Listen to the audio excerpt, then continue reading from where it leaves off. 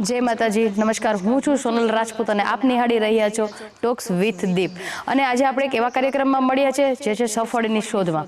આજે આપણે એક એવા કલાકારને મળવાના છે જે ખાસ કરીને ઉગતા અને ઉભરતા કલાકાર છે, જે ઘણા પ્રકારના એવા પ્રોગ્રામ કરે છે, જે છે લગ્ન ગીત, દાંડિયા રાસ, ભજન, સંતવાણી અને ઘણા બધા એવા પ્રોગ્રામો કરે છે. તો આપણે જાણવાના છીએ કે ઘણા બધા વર્ષોથી તેમણે જે કંઈ સંઘર્ષો કર્યા છે અને અહીંયા સુધી જે પહોંચ્યા છે, તેમના સફળ થવા સુધીના પાછળના ઘણા બધા કારણો હશે. તો આજે એમના જ કારણોને અને અહીંયા સુધી પહોંચવાના કારણો આપણે એમના મુખેથી સાંભળશું અને અહીંયા સુધી પહોંચવાની જર્નીને એમના મુખેથી સાંભળીએ.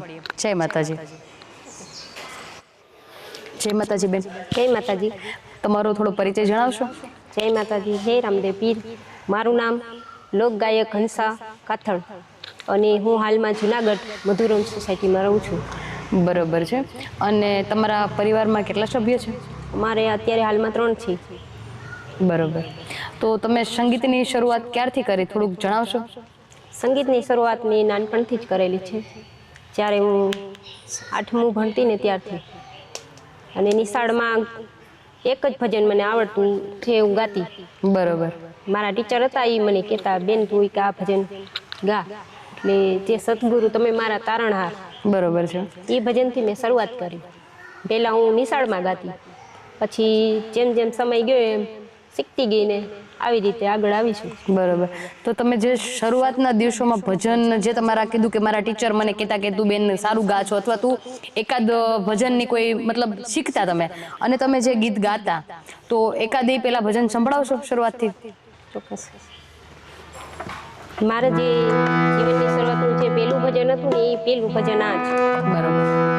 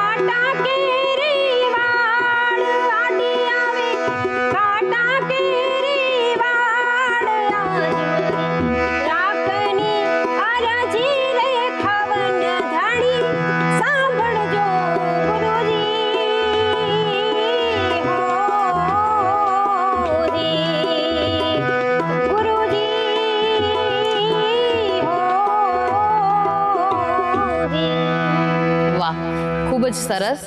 આમ તો તમે કહો છો કે હું નાની હતી ત્યારથી જ ગાઉં છું અને શીખતી હતી, તો તમે 8 વર્ષના છો ત્યારથી શીખો છો, તો તમને સંગીતમાં કેવા કેવા મતલબ અનુભવ રહ્યા છે સંગીત વિશે? મતલબ સંગીત વિશે અનુભવ મને ક્યાંક સારા રહ્યા છે અને ક્યાંક એવી રીતના પણ અનુભવ થયા છે ખરાબ પણ જોકે માણસને લગ્ની હોવી જોઈએ ગાવાની. હા, એક હંમેશા માટે કે એક વસ્તુ જે કરવી છે એમાં.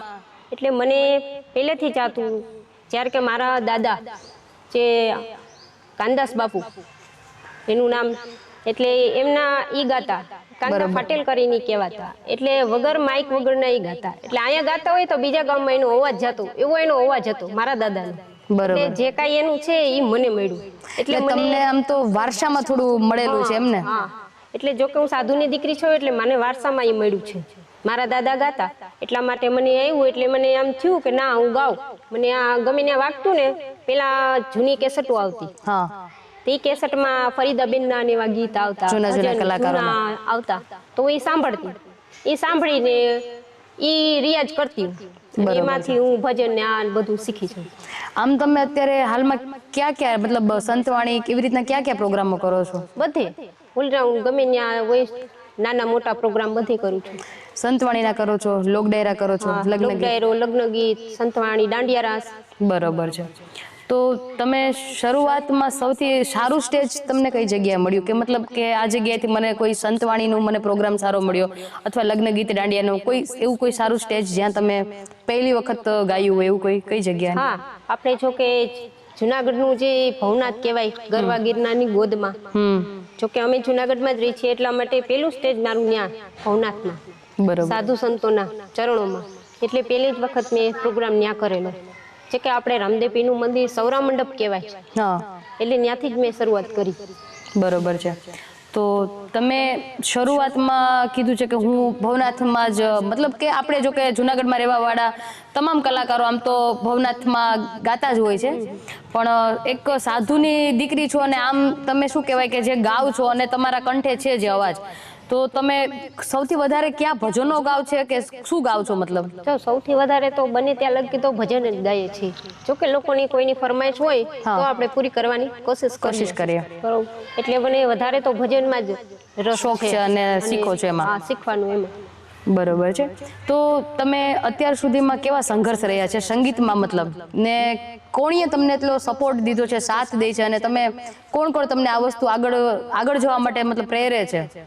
જો કે આપણે ભજનમાં પહેલી વખત જઈએ એટલે આપણે એને ગાતા ન આવડતું, બરોબર, એટલે આપણે ગાવા માટે કોશિશ કરીએ.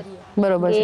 તો ઘણા લોકો એમ કે થોડું ધીમે ગાઓ, થોડું વધારે ગાઓ, એવી રીતના અનુભવ કડવા અને મીઠા થયા છે.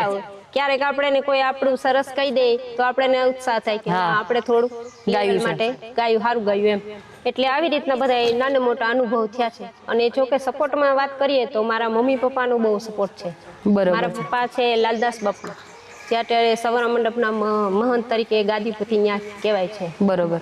એટલે એનો મને જાજો સપોર્ટ છે. તમારા પપ્પાનો? મારા પપ્પાનો, હા, અને મારા મમ્મી બંનેનો. કારણ કે જેને આપણે જન્મ દઈને મોટા કર્યા હોય, એટલે મા બાપને એવી ઈચ્છા હોય કે આપણા બાળકો કઈક આગળ આવે. 100%. એના માટે એને મને સપોર્ટ આપ્યો, કાંઈ વાંધો નહીં તમે ગાઓ. એટલા માટે થોડું થોડું આગળ શીખતી ગઈ, એટલે ત્યાંથી મારી શરૂઆત થઈ. બરોબર છે. તો તમને તમારા ઘરમાં, મતલબ તમારે કીધું છે કે અમે 3 સભ્ય છે, મારા હસબન્ડ, મેં, મારો સન છે અથવા પુત્ર છે, અને તમારા મમ્મી પપ્પાનો પણ ખૂબ જ સારો સપોર્ટ છે. હા, તો તમે કેટલો સમય સંગીતને આપો છો? મતલબ તમે કંઈક, કારણ કે કોઈ પણ કલાકાર જે કોઈ પણ પ્રોગ્રામ કરે અથવા જે પણ એના કાર્યમાં હોય એટલે એને સમય તો એક પ્રકારનો આપવો જ પડે, તો તમે સંગીતને કેટલો સમય આપો છો? મતલબ એના વિશે કઈ થોડી. સમયમાં તો એવું છે કે અત્યારે જે મેરેજ પછી જે સમય આપવો ને એ કલાક 2 કલાકનું મળે. કારણ કે અત્યારે આપણી જીવન લાઈફ ચાલુ થઈ ગયું હોય એટલે એમાં સમય મળે નહીં. પણ તોય છતાં ગમે તેમ કરીને કલાક 2 કલાકનો સમય કાઢીને હું મારા સંગીતને સમય આપું છું. બરોબર છે. તો તમે પ્રોગ્રામમાં, મતલબ જે કહો છો કે સંતવાણીના કરો છો, એના સિવાયના તમે ક્યાં ક્યાં પ્રોગ્રામો કરો છો? જેમ કે લગ્ન ગીતનું તમે કીધું છે, તો તમે લગ્ન ગીતમાં જાઓ છો, દાંડિયા રાસમાં જાઓ છો, તો એકાદું કોઈ એવું સારું ગીત જે તમને પ્રોગ્રામમાં જતા હોય એને ગાતા હોય એવું એકાદું સંભળાવશો? લગ્ન ગીત? હા, લગ્ન ગીત. કારણ કે હવે જે સમય આવે છે તે લગ્ન ગીતનો જે આવે છે. હા, તો કોઈ સારું 1-2 લગ્ન ગીત સંભળાવો. હું તો જો કે અમે લગ્ન ગીતમાં જતા હોય એટલે મારું ફેવરેટ સોંગ તો હું પેલી આપણી કોયલ બેઠી આંબલિયાની ડાળ, હું ત્યાંથી શરૂઆત કરું છું. કોયલ બેઠી આંબલિયાની ડાળ, મારો મોરાલિયો બેઠો રે ગઢને કાંગ રે માણા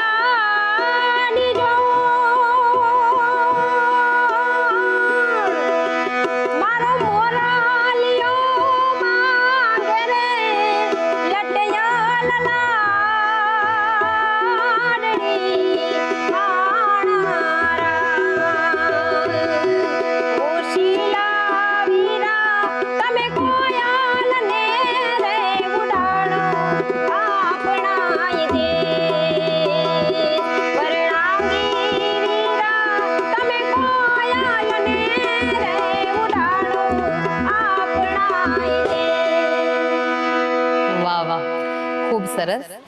લગ્ન ગીત પણ તમે ખૂબ જ સારા એવા ગાઓ છો.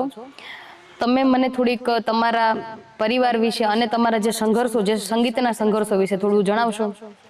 સંગીતના સંઘર્ષોમાં તો એવું છે કે જો જ્યારે આપણે ગાવા શીખ્યા ત્યારે તો બધું નોર્મલ જ હોય, પણ જેમ જેમ આગળ જઈએ એમ જેમ કે આમ તો અનુભવ- તમારે એક પુત્ર પણ છે એટલે થોડી હા. તકલીફ જે કંઈ હા, એટલે કઈ થોડીક તકલીફ પડે કારણ કે નાનો છે એટલે રહી નહીં, પણ વાંધો નથી. મારા મમ્મી પપ્પાનો સપોર્ટ સારો છે. મારા બાજુબારે એટલે મારે જ્યારે પ્રોગ્રામમાં જવું હોય ત્યારે ત્યાં એમને ત્યાં મૂકીને આવું, એટલે હમણાં એવું કઈ વાંધો આવતો નથી. પણ તોય જવાબદારી છે એટલે આપણે નિભાવવી તો પડે. હા, એ તો છે જ. તો કે જો કે આમાંથી બેયમાં સ્ટ્રગલ કરીએ છીએ, પ્રોગ્રામમાં જાય છે ને ઘર સંસારે ચલાવીએ છીએ, અને એમાંય સપોર્ટ છે મારા ઘરવાળાનો સૌથી વધારે એમનો વધારે છે, કારણ કે જો ઈ દિવ્યેશ કાથડ બેન્જો વગાડે છે. બરોબર. તમારા એમનું પણ સારું નામ છે મારા હસબન્ડનું. કારણ બેન્જો દિવ્યેશ કાથડ બેન્જો કરજો એટલે આવી જશે. સારા સારા પ્રોગ્રામ કરે છે, સારા સારા કલાકારો ભેગા. બરોબર છે. એટલે એમનો પણ મને સપોર્ટ પૂરેપૂરો છે ને અત્યારે હજી હાલની તકમાં મને એનો જ સપોર્ટ છે, કારણ એ કહે છે કે તારે જે કરવું હોય હા હું તારા ભેગો જ છું. હા, એ તો બરોબર છે, કારણ કે એક કોઈ પણ સ્ત્રીને સંગીત તરફ વધારે જવા માટે એમના ઘરમાંથી સૌથી વધારે પહેલા સપોર્ટ હોવું જરૂરી છે. બરોબર. અને એના તમે કીધું એવી રીતના કે મને મારા હસબન્ડનો સપોર્ટ છે, અને એ ખૂબ જ સારી વસ્તુ છે, કારણ કે એ તમને સપોર્ટ કરે ત્યારે જ તમે અહીંયા સુધી પહોંચ્યા છો. અને આ જર્નીમાં તમારો જે કાંઈ સંઘર્ષ તમે આવે છે, જે વસ્તુને મતલબ જીવો છો, શીખો છો અને આગળ આવો છો, કારણ કે એક સપોર્ટ વિના તો કોઈ પણ એક સ્ત્રી કંઈ આગળ ના કરી શકે. પુરુષ જે કંઈ કદાચ કરવું હોય તો કદાચ ધારીને કરી શકે, પણ એક સ્ત્રી ના કરી શકે. તો તમે મને કોઈ એવું સરસ મજાનું કોઈ ભજન, જે કારણ કે તમે ભવનાથમાં તો ગાવ જ છો, તો કોઈ સારું એવું ગુરુને લગતું કોઈ સારું એકાદું ભજન સંભળાવશો? તો કે આપણે ગુરુના ઓલા ચરણોમાં રહ્યા હોય હા, અને ગુરુ થકી જ ઉજળા હોય. 100%. જો કે મારા ગુરુ તો મારા પપ્પા જ છે, એટલે કોઈ સવાલ નથી. પણ તો એના માટે ગુરુના ચરણમાં મારે રોજ રે દિવાળી, ગુરુના રે ચરણમાં મારે રોજ રે દિવાળી, કદી નાર દેખી સંતો રે નાર અંધારી, મેં કદી નાર ભાડી સાધુ ભાઈ રે નાર અંધારી, અટક પટક મેં તો ઓળા રે પટકિયા વાલા, અટક પટક મેં તો ઓળા છે રે પટકિયા, ભજન રે ભણાકે સાધુભાઈ આનંદ રે અપારી, ભજન રે ભણાકે સાધુભાઈ આનંદ અપારી. વાહ વાહ, ખૂબ જ સરસ. આમ તો તમારા હસબન્ડ પણ બેન્જો મતલબ વગાડે છે, એટલે તમને સંગીત તરફથી તો શું કહેવાય, તમારા ઘરમાં થોડો માહોલ છે. આમ તમે શું કહો છો કે હું એક સાધુ અને સંતની દીકરી છું, એટલે થોડુંક તમારા લોહીમાં છે, અને તમારા પરિવારમાંથી તમારા મમ્મી પપ્પાનો પણ તમને ખૂબ જ સારો સપોર્ટ છે, અને સાથે તમારા હસબન્ડનો પણ તમને સપોર્ટ છે, કારણ કે એક ઈ પણ મ્યુઝિશિયનની દુનિયામાં છે, ઈ પણ બેન્જો માસ્ટર છે, ખૂબ જ સારા એવા, અને સારા એવા નાના મોટા બધા જ કલાકારો સાથે વગાડે. એટલે તમે આમ તો પહેલેથી જ સંગીત સાથે થોડા સંકળાયેલા છો, એટલે તમારા થોડું ગળામાં પણ છે કે સંગીત, અને તમે ખૂબ જ સારી મહેનત કરો છો. અત્યારે ભલે મેરેજ લાઈફ પછી થોડો સમય ઓછો મળતો હોય, પણ થોડો જે કાંઈ સમય તમને મળે છે તમે એ આમને આપો છો. તો મને થોડુંક જણાવશો કે તમારી જે સંગીત તરફથી જે જે વસ્તુ આગળ થતી હોય, જે મતલબ કે આપણે કંઈ પ્રોગ્રામ છે તો આગળ જવું તો તમે રિહર્સલ કરો છો, ટાઈમ આપો છો, કેવી રીતના તમે એમને જે કંઈ મતલબ શીખો છો એનું થોડું જણાવશો? એમાં એવું છે કે જો અમે ઘરે હોય બે માણસ, તો મારા હસબન્ડ હોય ઈ વિડીયો લાઈક કરતા હોય, પછી મારો વિડીયો ઉતારતા હોય, અમે ઘરેથી એવી રીતે રિયાઝ કરતા હોય. પછી બરાબર. ક્યારે બારે જવાનું હોય તો આપણે બહાર જઈને વિડીયા અને એવી રીતે ઉતારતા હોય, રીલ્સ ઉતારતા હોય, એટલે આવી રીતે અમે રિયાઝ કરતા હોય ઘરે. ને બીજું તો કે આ ઘરમાં તો આપણે જ્યાં સુધી સમય હોય ત્યાં લગે આપણે આ વિદ્યાનું કોઈ ભજન છે, લોકગીત છે, કોશિશ કરીએ કે આમાં આગળ ને આગળ વધીએ. જો કે કોઈ પૂરું તો છે જ નહીં. હા, એ તો છે, આ તો બરોબર. દરિયો છે, જેટલો જેટલા ઊંડા ઉતરો એટલો તમને મોતી મળે, એના જેવું છે. અને સંગીત તો ખરેખર દુનિયા એવી છે કે જેટલા ઊંડા ઉતરો એટલું તમને મળે, પણ આને સમય દેવો પડે. સંગીત એક સાધના છે. ના ના, 100%, એ તો બરોબર છે. તો તમે હાર્મોનિયમ શીખો છો? થોડું મને હાર્મોનિયમનું મતલબ તમે થોડું જ વગાડો છો, મતલબ સુરથી ને તેવી રીતના, તો કારણ કે તમારા હસબન્ડ બેન્જો માસ્ટર છે, તો થોડી તમે એનું પ્રેક્ટિસ કરતા હશો અથવા રિયાઝ કરતા હશો અથવા શીખતા હશો. જો કે અત્યારે તો કોઈ સમય એવું મળ્યો જ નથી કે હાર્મોનિયમ શીખું, પણ મને એમ પહેલેથી જ મારા સુરથી એને ગાતા આવડે, એટલે મારા સુરનો મને અનુભવ છે, એટલે હું 3 સફેદથી ગાઉં છું. એટલે એ રીતનું હું સુર આવી રીતે પકડી અને ગમે ત્યાં પ્રોગ્રામ હોય, હા, એટલે તમે તમારા રીતે તમારું ગાઈ લ્યો છો. હાર્મોનિયમ હજી કઈ એટલું ખાસ નથી શીખતા. આવડતું નથી એટલા માટે. ના ના, કાંઈ જ વાંધો નહીં. ખૂબ જ સારું તમે ગાઓ છો. એટલે જો કે અત્યારે ઘણા બધા કલાકારો એવા પણ છે કે જે ખૂબ જ સારું ગાય છે, પણ એને હજી હાર્મોનિયમ નથી ફાવતું. અને ઘણા બધા કલાકારો એવા છે પણ એની ગાયકી સાથે એ ગાતા ગાતા પણ ખૂબ જ સારું પ્લેયર વગાડી શકે છે હાર્મોનિયમ. હા, એટલે ઘણી બધી વસ્તુ જરૂરી પણ છે સંગીતમાં, અને થોડું ના પણ હોય તો પણ એ અત્યારે ચાલે છે. જે ટ્રેન્ડ છે કે ભાઈ અત્યારે માણસની ગાયકી સિંગિંગ સાથે થોડું મેચ થાય એટલે હાલી જાય, મતલબ કે જે ટ્રેન્ડમાં હાલે છે. પણ ખાસ કરીને આપણે જોઈએ તો આપણા ગુજરાતી અને આપણા જે ભારતની અંદર જે આપણા પારંપરિક જે બધા તહેવારો આવતા હોય, એટલે આમ તો જોઈએ તો આપણા આખું વર્ષ તહેવારોનું જ છે. એટલે હાલતા મતલબ આપણે થોડા મહિનામાં દિવાળીના પ્રોગ્રામ હોય છે, નવરાત્રીના હોય છે, લગ્નની સિઝન હોય છે. મોસ્ટ ઓફલી આપણા જે ઋતુ પ્રમાણે અને જે સિઝન પ્રમાણે અને આપણા જે શું કહેવાય, જે આપણા સંસ્કારો અને જે આપણી રોજિંદાની જે જીવન છે, 12 મહિનામાં આપણે મતલબ વધારે પૂરતા આખું વર્ષ જે તહેવારોમાં જ નીકળતું હોય, એટલે આપણે સંગીત ને સાધના હંમેશા ચાલુ જ હોય. એટલે એવું કંઈક સરસ સંભળાવો જે તમે રિયાઝ કરતા હોય, શીખતા હોય અને તમને ગમતું હોય એવું કંઈ ભજન, લોકગીત અથવા જે કાંઈ મજા આવે એવું, જે સૌથી વધારે તમને ગમતું હોય. કોઈ પણ ગીત હોય તો પણ તમને જે કાંઈ, લોકગીત હોય તો લોકગીત.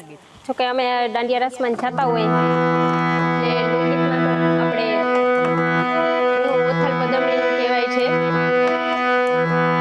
ચકાશરની પાર માથે ઢોલેડા ધ્રુસકે, ચકાશરની પાર માથે ઢોલેડા ધ્રુસકે, હાલો ને જોવા જોને જાય રે એ ઉઠા જામ ઓથલ પદમણી, હાલો ને જોવા જોને જાય રે ઓઠા જામ ઓથલ પદમણી, વીરાને દેશ સૈયર ઉતારા ઓરણા, વીરાને દેશ સૈયર ઉતારા ઓરણા, ઓઠા જામ મેળી કે રાવણ રે એ હાલને ઓઠા ઓથલ પદમણી, ચકાશરની પાર માથે ઢોલેડા ધૂસકે, ચકાશરની પાર માથે ઢોલેડા ધૂસકે. ખૂબ જ સરસ.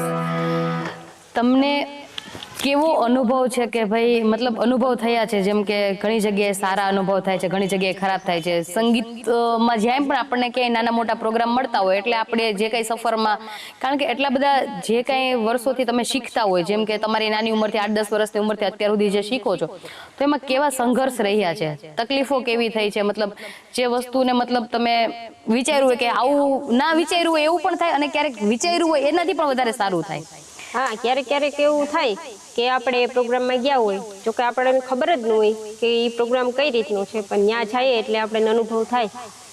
ઘણી વખત એવું થાય કે 3-4 લેડીઝ હોય એટલે આપણે એમ થાય કે આપણાથી સારું એ ગાતા છે, પણ એવું ના હોય.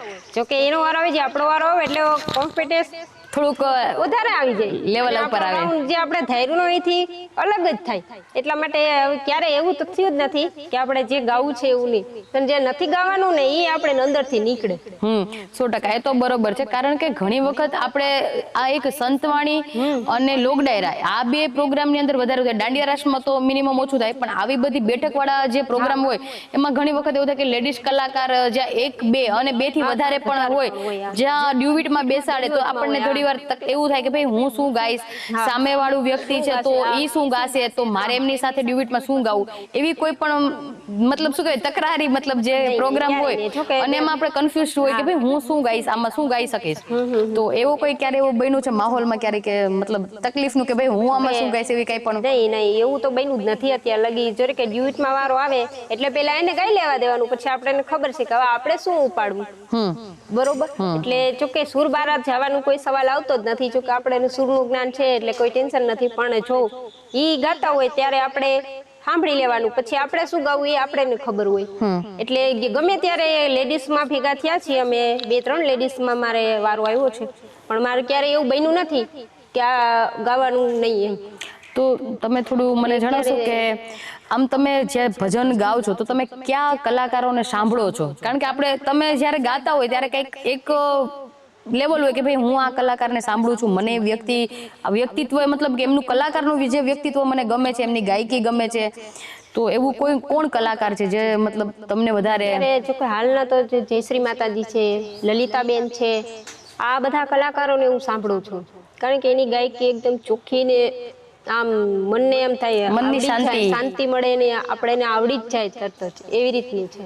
એટલે એવા સારા સારા કલાકાર ને બીજુભાઈ છે, હમણે આપણે સાધુના દીકરા છે ગોપાલભાઈ સાધુ કરીને આવે છે, એમને આ બધા નવા જૂના બધાને સાંભળું છું. હા, એટલે કારણ કે કોઈ પણ કલાકાર એક એવું છે કે ભાઈ કારણ કે કોઈ પણ કલાકાર તરત એક દિવસમાં કલાકાર નથી બની જતું, કારણ કે એમના પણ કંઈક સફર હોય, એના પણ કંઈક સપના હોય, એ પણ શીખતું હોય અને દિવસો હોય. એટલે હંમેશા તમે કોઈને સાંભળ્યા પછી જ તમે શરૂઆત કરી હોય, કારણ કે એ જગ્યાએ કોઈ પણ કલાકાર છે એમનામ જ કઈ કલાકાર ના બની જાય, પણ હંમેશા કોઈને સાંભળો છો તમે, એમને રિયાઝ કરો છો, લખો છો, વાંચો છો અને એને સાંભળીને કંઈ ગાઓ છો.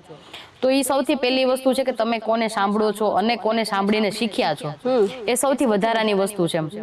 અત્યારે જનરેશન પ્રમાણે અત્યારે તો બધું સાંભળવું જ પડે, કારણ કે નવું ગીત આવે એટલે બારથી ફરમાઈશ આવે કે બેન તમે આ ઓલું પેલું નવું ગીત આવ્યું છે તે ગાઓ. એટલે અત્યારે તો એ જરૂરી થઈ ગયું છે રિયાઝ કરવું અને સાંભળવું. ખૂબ જ અત્યારે આમ તો જોઈએ ને તો બેન કે એવું છે કે અત્યારે તો ટ્રેન્ડ જેવું થઈ ગયું છે. હા, કોઈ પણ જગ્યાએ કાંઈ પણ પ્રોગ્રામ હોય તો જે ત્યાંની કેવી પબ્લિક છે, કેવી પબ્લિસિટી ત્યાં થઈ શકે છે અને માણસોને કેવું ગમે છે. અત્યારે કોઈ પણ કલાકાર હંમેશા પબ્લિસિટીને જોઈને જ મતલબ ત્યાંનું ગાયકી રાખે છે કે ભાઈ મારે શું ગાવું અને ત્યાં મને કેવી ફરમાઈશો મળશે અને હું શું ગાઈશ. હા, અને એમાં બીજું એવું કે આપણે ઓડિયન્સ ઉપર હોય બધું. હા, કે ઓડિયન્સને શું જોઈએ છે. આપણે સમયથી ફરમાઈશ આવે એટલે આપણે સમજી જવાના છે ઓડિયન્સને આ વસ્તુ ગમે છે વધારે અને એને સાંભળવાનું ઈચ્છા છે. એટલે ઓડિયન્સ આપણે એને સ્વીકારી લઈએ એટલે આપણે સફળ. ના, એ તો બરોબર છે.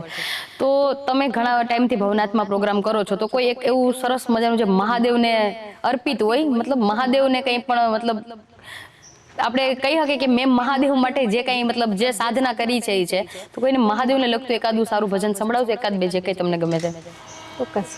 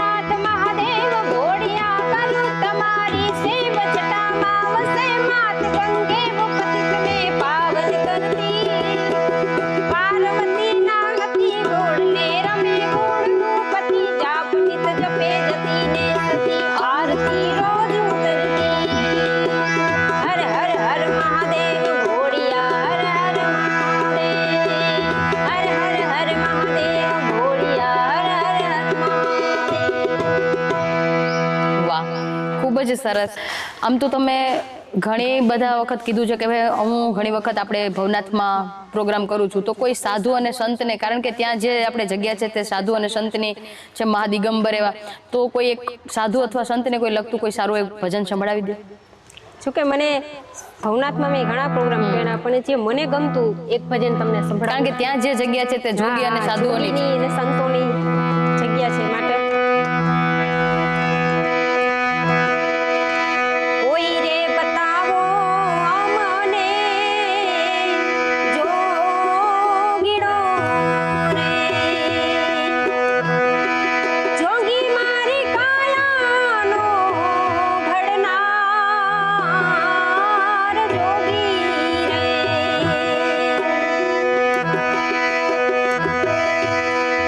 જોગી રે મળે તો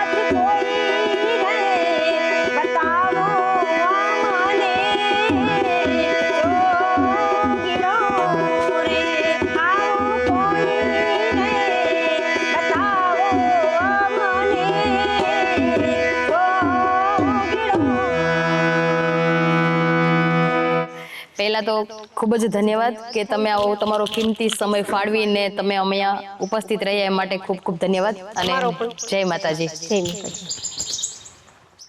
નમસ્કાર મિત્ર, અમારી ચેનલને લાઇક, શેર એન્ડ સબસ્ક્રાઇબ કરો અને જે કોઈ પણ યુવા મિત્રને ઇન્ટરવ્યૂ આપવું હોય તો અમારા નંબર ઉપર કોન્ટેક્ટ કરો અને તમારો એક વિડીયો અપલોડ કરો. નંબર છે 9253 35 170. ધન્યવાદ.